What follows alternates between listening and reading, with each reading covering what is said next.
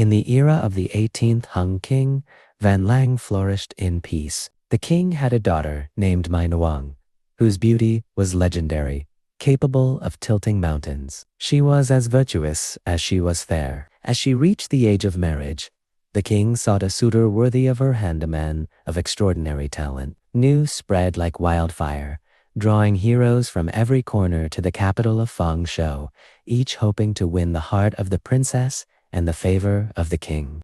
Among the suitors, two men of godlike power appeared. One was Son Tinh, lord of the high mountains, radiating majestic calm. The other was Thuy Tinh, lord of the deep oceans, fierce as a storm. Their powers were beyond mortal limits.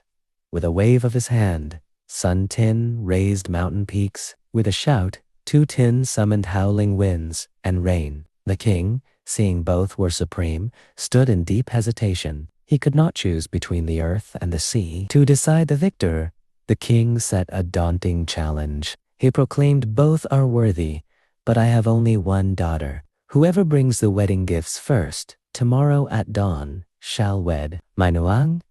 The gifts were the rarest treasures: 100 bowls of sticky rice, 100 ban chung cakes, and a trio of bistanan, tusked elephant, the 9-spurred rooster, and the 9-maned stallion. Both gods vanished, racing to find these impossible treasures. At the first light of dawn, as the sun pierced the mist, Son Tinh arrived at the palace gates. With his divine command over the earth, he had gathered every gift. The 9-tusked elephant marched proudly, and the 9-maned stallion glowed like embers. The king, keeping his royal word, granted My Nuong's hand to the mountain god. Amidst cheers, Son Tinh led the princess to the clouds of Tanveen Mountain, beginning their life together in the Emerald Highlands.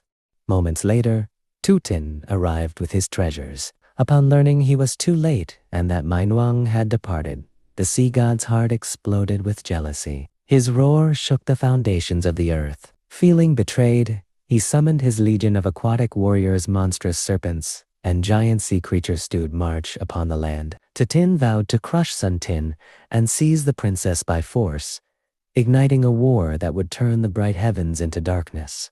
Thuy Tinh unleashed his terrifying power. He commanded the winds to howl and the clouds to drown the sky in darkness. Rain fell in violent sheets, and the rivers swelled into roaring monsters, swallowing the plains. Thuy Tinh rode atop a massive, swirling wave, pointing his golden trident toward the mountain peaks. Thousands of sea monsters rose from the depths to strike. Houses were swept away, and the world seemed destined to become a vast, bottomless ocean. Facing the onslaught, Son Tinh remained a pillar of granite strength. As the water rose, he used his magic to lift the mountains even higher. He cast massive boulders into the flood to crush the sea monsters and built impenetrable earthen walls to shield the people. It was a cosmic race of power. No matter how high Thuy Tinh raised the tide, Son Tinh raised the mountains higher still. The mountain god stood defiant, his silhouette glowing against the lightning, protecting his bride and his. The battle raged 4 days and nights without end. Thunder crashed like drums of war, and the air was thick with the scent of salt and stone. Despite his immense fury, Thuy Tinh began to tire. His oceans could not drown the spirit of the mountain. His tides could not wash away the earth's resolve. Exhausted and defeated, the sea god was forced to withdraw his army, dragging the floods back to the deep. The sun finally broke through the clouds, revealing a battered but standing world.